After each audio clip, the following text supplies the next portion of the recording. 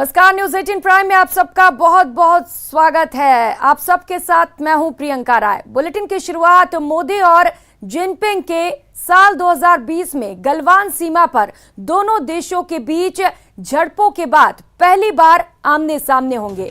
इसके साथ ही बात करेंगे सलमान खान की। इसके अलावा बात होगी जैकलीन और नोरा फतेही की भी।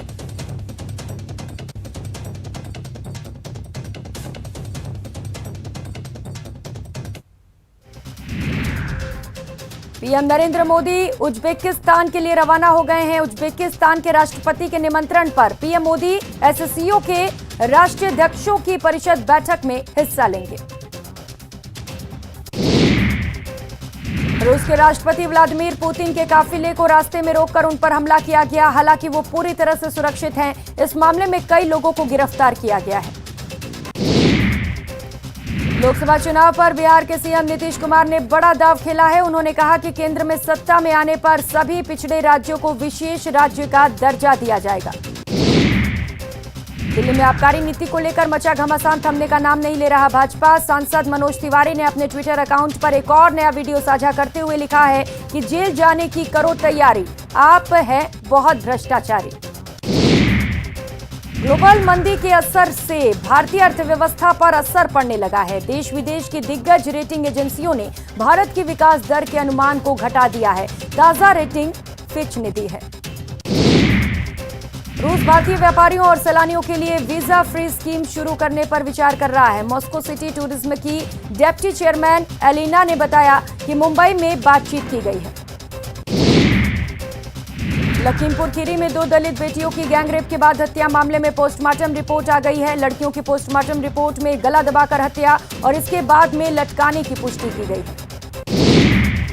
गैंगस्टर लॉरेंस बिश्नोई ने सिद्धू मूसेवाला हत्याकांड के पहले बॉलीवुड स्टार सलमान खान को मारने का प्लान बी तैयार किया था। पुलिस सूत्रों से मिली जानकारी के अनुसार इस प्लान को गोल्डी बरार लीड कर रहा था।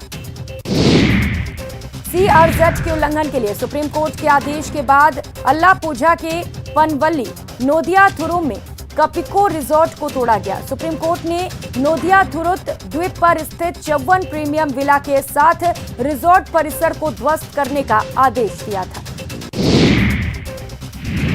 जम्मू संभाग के राजौरी में एक बस खाई में जा गिरी। हादसे में 5 लोगों के मारे जाने की खबर है, जबकि 25 यात्री घायल हैं।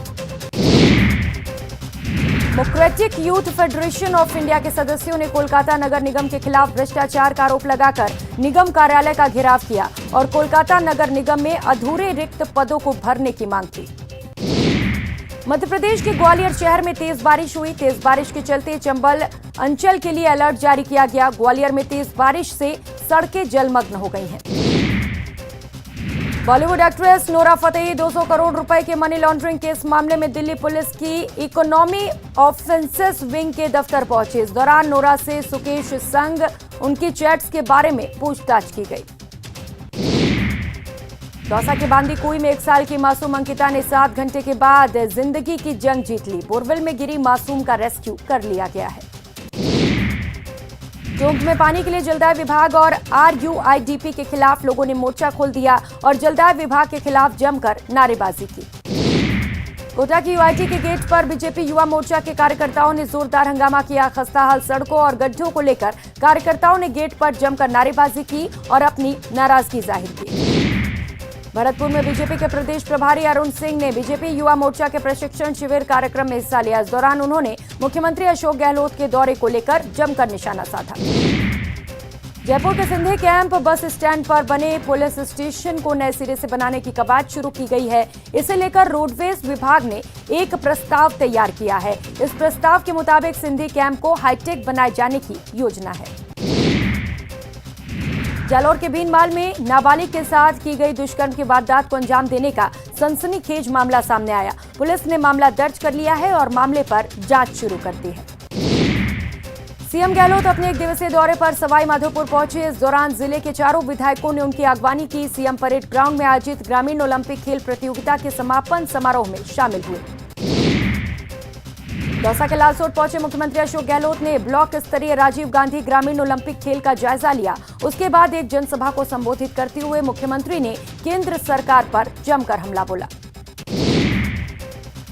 लंपी वायरस के प्रकोप से हो रही गायों की मौत को लेकर हनुमानगढ़ टाउन और हनुमानगढ़ जंक्शन के बाजारों को बंद करवाया गया। इस दौरान गौ प्रेमियों ने राज्य सरकार पर गौ माता की उपेक्षा करने का आरोप लगाया। टेनिस के दिग्गज रोजर फेडरर ने खेल से संन्यास लेने की घोषणा कर दी है। मिली जानकारी के अनुसार लेवर कप के बाद वे संन्यास ले लेंगे। उनके नाम 20 ग्रैंड स्लैम खिताब है। देहरादून के सिटी हार्ट अस्पताल के पास तैनात होमगार्ड अनोखे तरीके से वाहनों की आवाजाही को नियंत्रित करते दिखा, जिसका वीडियो तेजी से सोशल मीडिया पर वायरल हो रहा है।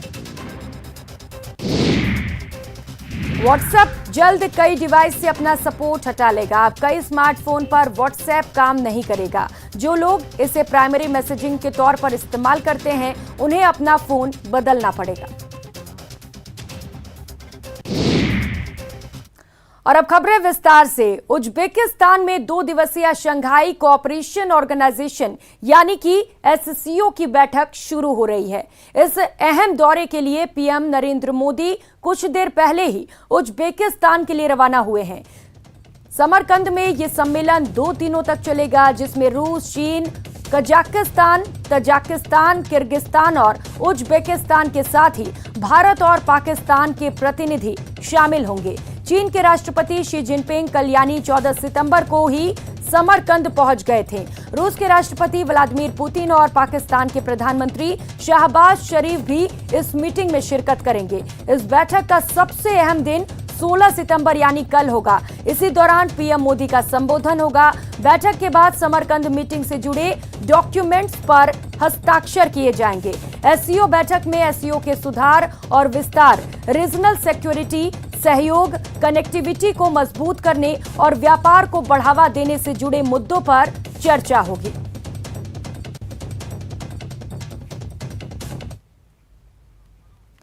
और चलिए आपको बता देते हैं कि एससीओ आखिर है क्या। एससीओ का गठन 2001 में हुआ था। एससीओ एक पॉलिटिकल, इकोनॉमिकल और सिक्योरिटी ऑर्गेनाइजेशन है।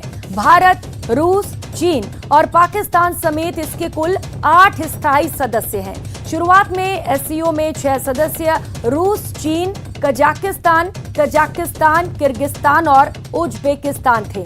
2017 में भारत और पाकिस्तान के लोग भी इससे जुड़ गए। दोनों देश इससे जुड़े और इसके जुड़ने से इसके स्थायी सदस्यों की संख्या 8 हो गई। 6 देश Armenia, Azerbaijan, Cambodia, Nepal, Sri Lanka और टर्की एससीओ के डायलॉग पार्टनर हैं। 4 देश अफगानिस्तान, ईरान, बेलारूस और मंगोलिया इसके ऑब्जर्वर सदस्य हैं।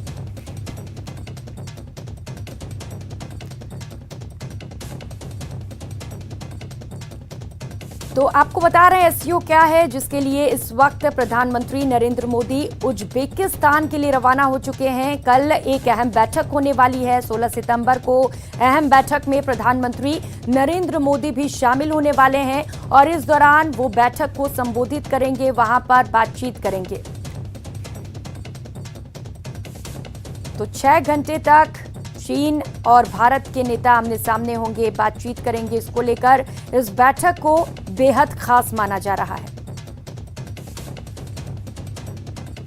इस बैठक के दौरान चीन के साथ पीएम मोदी की द्विपक्षीय वार्ता को लेकर कई कार्यक्रम आयोजित नहीं होंगे, लेकिन इसकी अटकलों के बीच भारत में इसे लेकर 2 राय हैं। कुछ लोग सीमा विवाद के लिए चीन से वार्ता का समर्थन कर रहे हैं, तो कुछ लोग इसके खिलाफ हैं। ऐसे में निगाह टिकी होगी, क्या समरकंद में मोदी जिनपिंग के साथ द्विपक्षीय वार्ता करेंगे। शंघाई सहयोग संगठन के शिखर बैठक के दौरान दोनों नेता आमने सामने होंगे। और खबरों में आगे बढ़ेंगे। ठग सुकेश चंद्रशेखर से जुड़ी ये खबर आपको बता दें। 200 करोड़ रुपए के मनी लॉन्ड्रिंग केस में एक्ट्रेस नोरा फतेही से आज दिल्ली पुलिस की इकोनॉमिक ऑफेंसेस विंग यानी ईओडब्ल्यू ने करीब 6 घंटे तक पूछताछ की। इस पूछताछ में बिचौलिया पिंकी ईरानी भी मौजूद थी। आरोप है कि ठग सुकेश चंद्रशेखर की बॉलीवुड एक्ट्रेस से दोस्ती में पिंकी की अहम भूमिका होती थी।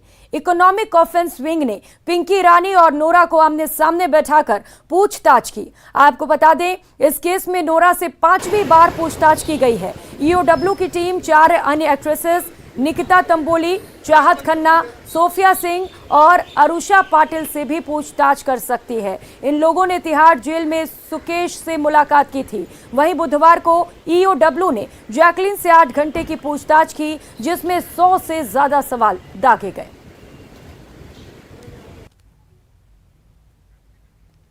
तो इससे पहले बुधवार को जैकलीन को पिंकी ईरानी के साथ आमने सामने बिठाकर पूछताछ की गई। दिल्ली पुलिस ने ठग सुकेश चंद्रशेखर मामले में जैकलीन फर्नांडिस के लिए तैयार की सवालों की लंबी फहरिस्त और इसी के आधार पर सवाल पूछे गए। सभी सवाल ठग सुकेश चंद्रशेखर के साथ जैकलीन फर्नांडिस के रिश्ते और उससे मिले गिफ्ट के बारे में थे, जिसके मुताबिक पहली बार सुकेश से कैसे और किसके जरिए संपर्क में आई, उस दौरान कितनी बार सुकेश से मिली या फोन पर संपर्क किया, खास तौर पर जो गिफ्ट जैकलीन ने हासिल किए थे वो गिफ्ट लेने की शुरुआत कब और कहां से हुई और किसके जरिए ये गिफ्ट मिलने शुरू हुए थे। पुलिस फिर से जैकलीन से पूछताछ कर सकती है।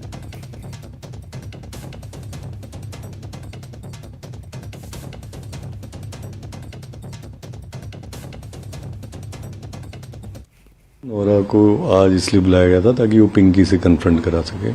तो जो कुछ विरोधाभास आ रहे थे वो कॉन्ट्रडिक्शन हमने आज क्लियर कर लिए दोनों को साथ बुला के। और साथ में ही नोरा के एक ब्रदर इन लॉ हैं, उनके कज़न के हस्बैंड, जो गाड़ी नोरा को दी गई थी वो उन्होंने रिसीव की थी, तो उनको भी बुलाया गया था। और वो सारी चीज़ें अब हमने जो BMW गाड़ी थी वो सब क्लियर कर लिया। सर, अभी तक के इन्वेस्टर में क्या पिंकी ईरानी और ये दोनों, पिंकी ईरानी ने ही सुकेश से नोरा को भी मिलवाया था क्या ये अभी तक? हाँ, बिल्कुल बिल्कुल, पिंकी ईरानी ने ही इन सबको मिलवाया था, नोरा को भी उसी ने मिलवाया था। और उसका सूडोनिम जो एंजल करके कि मैं ये एंजल है, और इस तरह से उसको मिलवाया गया था। हाँ, और सर क्योंकि आज काफी दूसरी बार नोरा को बुलाया था पूछता था, तो क्या उसने बताया, क्या वो सुकेश से कभी मिली थी, किस तरह के उसने? हाँ, नोरा का बेसिकली ये एक जो इसकी सुकेश की वाइफ है लीना, उसका एक स्टूडियो है चेन्नई में, जैसा आपको पता ही है। तो उसका कुछ फंक्शन था, उसके अंदर इसको बुलाया गया था और उसमें इसको कहा गया कि भाई आप फीस मत लीजिए और ये कार आपको गिफ्ट कर रहे हैं। तो उसके बाद इसको थोड़ा शक हो गया, जैसा ही बता रही है कि भाई ये बार बार मेरे को फ़ोन क्यों कर रहा है, ये कर रहा है। तो उसके बाद इसने उससे संपर्क तोड़ दिया। तो उसी एवज में जो चेन्नई में लीना जो सुकेश की वाइफ है, उसके फंक्शन के एवज में ये गाड़ी इसको गिफ्ट की गई। और अब बात सलमान खान की। सलमान खान पिछले 4 साल से लॉरेंस गैंग के निशाने पर हैं। इस गैंग ने इन सालों में एक्टर की हत्या करने की पहले 4 बार कोशिशें की। अब पंजाब पुलिस ने इस मामले में नया खुलासा किया है। इसके अनुसार लॉरेंस गैंग ने पिछले 3 महीने में सलमान पर हमले की 2 और कोशिशें की हैं। गैंग ने सलमान को उनके फार्म हाउस के रास्ते में मारने का प्लान बनाया था।